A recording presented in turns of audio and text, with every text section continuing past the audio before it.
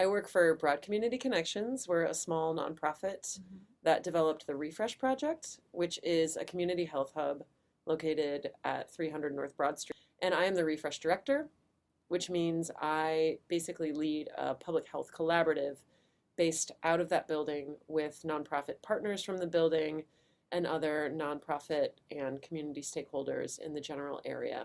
And we together work to streamline outreach, communications, and different programming and systems advocacy work to meet our larger goal of health equity. So inside the Refresh Project, we have Whole Foods, which is the only for-profit partner, and then we have Liberty's Kitchen, which does workforce development with Opportunity Youth, the Tulane Goldring Center, which does nutrition and culinary education. They have free community classes and also work with medical professionals. There is the Sprout NOLA Community Garden, which is run by a small nonprofit. There is on the second floor First Line Schools, a charter management organization with I think now 6 schools in the area, and Crescent City Community Land Trust, which works on securing permanently affordable housing and commercial spaces. And then there's us, Broad Community Connections. The last partner on site is Boys Town, Louisiana. They are a social service organization that work with children and families in the area. When we are talking about the collaborative work that the partners in the building and partners nearby do, we are really focused on working with and impacting the communities most directly around our actual building. So that includes people living in the Treme, Lower Mid-City, Bayou St. John, the Fairgrounds neighborhood, and parts of the 7th Ward closest to us. By nature of being in the same building together, a lot of the organizations on site have just partnered on programming, partnered on events, easy organic partnerships ways. Any organization or community member can come to a monthly meeting that we hold in the building, which is basically just organizations sharing out what they're doing. A lot of times in the professional field, people are so just like focused in on their work that it's really hard to pay attention to what's going on around you. And that actually creates barriers for people in the community to access different services if the people providing them don't know what else is going on. So anyone can be involved in that.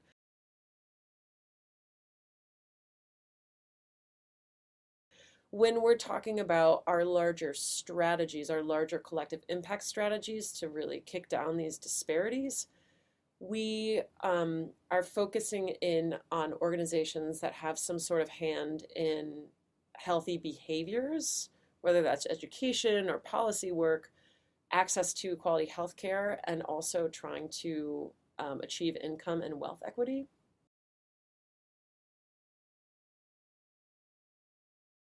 We've all been thinking for a while that while those types of programs and events are really great and helpful, they're not necessarily going to get to the root of the health disparities that have manifested in these neighborhoods, right? Which really are the cause of systems and institutions, especially when we're thinking about institutionalized racism and all the other isms, right? We have to go a little bit deeper than programming. So we decided to build up a larger collaborative that would really harness the work and the energy of the community members and variety of different cross-sector partners in the area to work towards this larger goal of health equity, which essentially is just dissolving these health disparities so that no matter what race or ethnicity you are, no matter your gender identity, where you grew up, etc., none of that would really determine your health, and you would have the same equitable access to resources that everybody else would. And so the partners in that are really multifold. We have people, we have gardeners, we have folks that have just lived in the community for years and want to be involved. We have housing advocates, we have chefs, we have social workers. Really, when you think about health holistically, the different players that would need to come to the table are the folks that are there. We will likely be developing some sort of membership structure, and there will need to be some sort of commitments that specific organizations make to carry out things that are in the action plan. When I'm looking to bring new relationships into the collaborative, I'm thinking about folks that are working on those issues.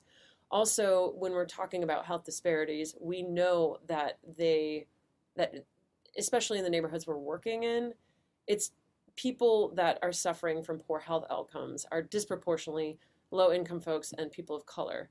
So when we're thinking about partners that we want to bring in, the first type of partner that we want to bring in is community members that are low income and or folks of color, right, to help drive our initiative and make decisions about it. But organizations that are led by folks of color and or low income folks, and folks, if they're not led by that certain demographic, organizations that are really have a solid equity lens that are working with and on behalf of those different groups in the community.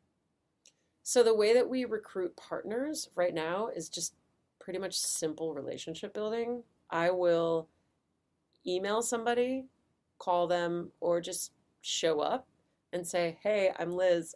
I work at the Refresh Project. This is who we are. This is what we're trying to do. I'd love to learn about what you're doing. There's likely some overlap and some ways that we could support you. And really, that I've found is the best way to sort of get in with folks. I mean, we're people. Everybody just wants to know who everybody else is. I would rarely go to an organization with an ask and say, hey, I'm Liz. Can you do this? Or we need you for this. Because that I don't like being approached that way. And we're trying to build a collaborative that's flexible, that's really people-based. And so getting to know each other and getting to know really what the people want and what the organization wants makes the most sense. And once people learn more about what the Refresh Collaborative really is, they see that they can participate as much or as little as they want. And it can really just be an additive thing to their work. We're not necessarily asking for people to give us something and we don't give back, right? We're sharing information with people. We're providing an opportunity for folks to collaborate with other folks, potentially share resources, potentially get grants. So once people hear about what we're doing, they just kind of dip their toe in. And then once they dip their toe in, they're pretty bought into the rest of the work.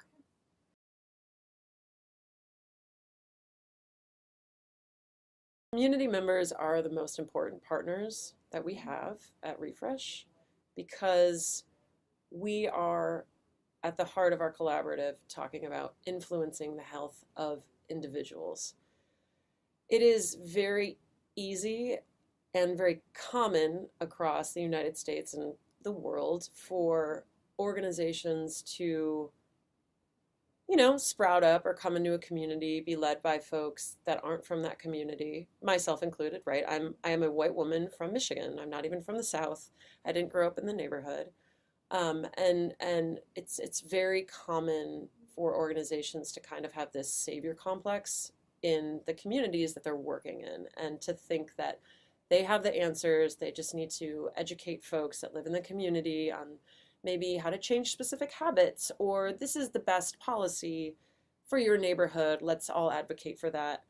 But that is, I mean, not only is that patronizing, but oftentimes it doesn't lead to actually impactful results. People living in the communities know themselves, their families, their communities best. So while some folks might not bring some of this academic knowledge or the social and like political capital that people working in organizations might have, their understanding of their community, how it works, the very important history around it, how people get information, how people relate to one another, why they do or won't do certain things, what the assets are of that community, that is information that is just as, if not more valuable than the information that the people running in some of these institutions have. And so it is a very necessary part of that whole mixture to really make decisions and make all your work successful. So the way that we sort of bring community members in, it's the long game. It's very relational. Some folks have been participating in programs that some of our partner organizations have put on. There's a great organization down the street that runs a program called Crew to Lose, which is a peer-led healthy lifestyles group. And over the years, they've done a really great job of training folks in the community to really be peer leaders and help, you know, educate their peers on healthy eating habits and exercising in a way that people can hear them. And to me, that those are some of the more obvious leaders that we'd want to bring into the refresh project, because they clearly know their community and they also have a vision for better health, but also they also bring some analysis of systems as well. So just getting to know those people, hanging out with them, developing a relationship with them, becoming friends with them, just like you would with anybody else in your life, talking frankly to them about what you're trying to do, asking them questions, asking for their input, and being sincere about it, really being sincere about it. What we do at Refresh, we have a community engagement committee, which really helps us decide on what different types of community events we're going to do to spread the word on what resources are available, as well as sort of act as kind of like an advisory committee on how we do outreach and what types of issues are we going to really spend our energy on. And those people have decision-making power in that particular arena in the community engagement committee. Those are the same people that we are bringing into these strategic planning discussions to say, how are we going to solve some of these problems? We need your input. What do you got? So putting people in decision-making platforms, making sure they're supported in that, and making sure that their voices are actually heard. But it's more than just asking people, to sign up for a program. That's not the way you actually make change. Ideally, all of this work will be done by community members.